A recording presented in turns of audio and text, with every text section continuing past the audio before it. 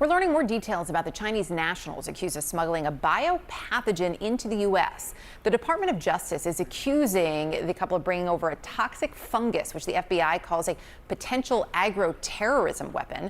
The pathogen is known to cause billions of dollars in damage to crops, and if it is ingested, it can lead to liver damage and even birth defects in both livestock and people. CNN security correspondent Josh Campbell joining me now. So what more do we know, Josh, about this pathogen and the circumstances surrounding how it got here?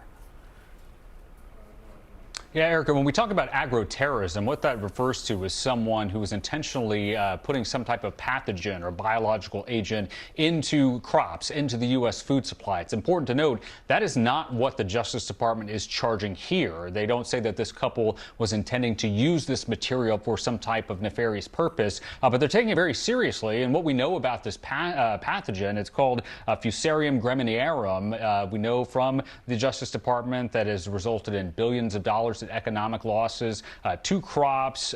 It can cause serious illness, vomiting, liver damage, reproductive defects in livestock, as well as in human beings. And what the Justice Department alleges is that this couple smuggled some of that material in. It was about a year ago that the boyfriend here was stopped at an airport in Michigan. His items were searched by customs officials who found inside of a crumpled up tissue some of this material.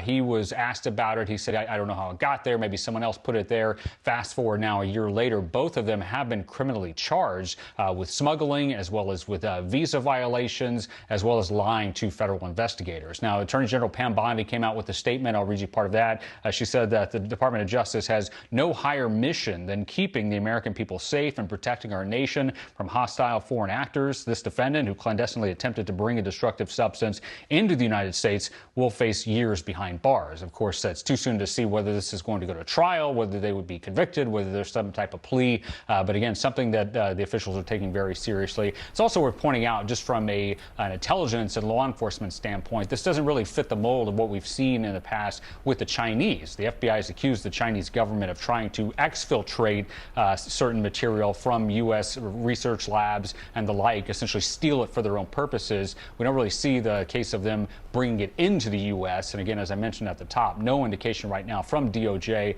that this was terrorism. Nevertheless, we see these federal charges. Yeah, wow, it is really something. Josh, appreciate it. Thank you. Boris? With us now to discuss is former D.C. Chief of Homeland Security and Intelligence, Donnell Harvin. He's a bioterrorism expert for Interpol and Harvard School of Public Health. Donnell, thanks for being with us. How dangerous is this fungus? Does it rise to the level of a national security threat, potentially?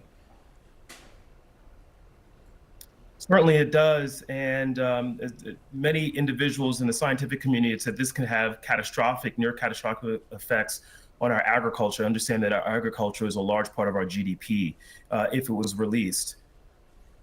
And how common is this kind of smuggling? How hard is it to detect? Well, those are two different questions.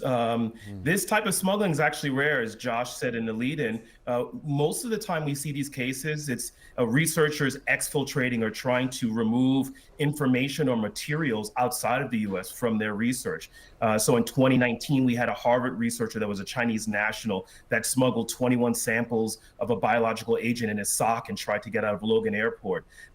We've seen other instances where China has actually been involved in either doing cyber attacks to try to get this information, or having operatives that are sent here as students try to get this information outside of the country. So it's particularly rare in my research to show that individuals are actually bringing that here. But once again, if that gets out, that can have catastrophic effects, and you can see how they wouldn't want to do that type of research in their home country. Now, Liu admitted that he wanted to clone these samples, and I wonder, from an investigative perspective, how do you discern intent here, whether the goal might have been agro-terrorism or just research and potentially carelessness in smuggling it in?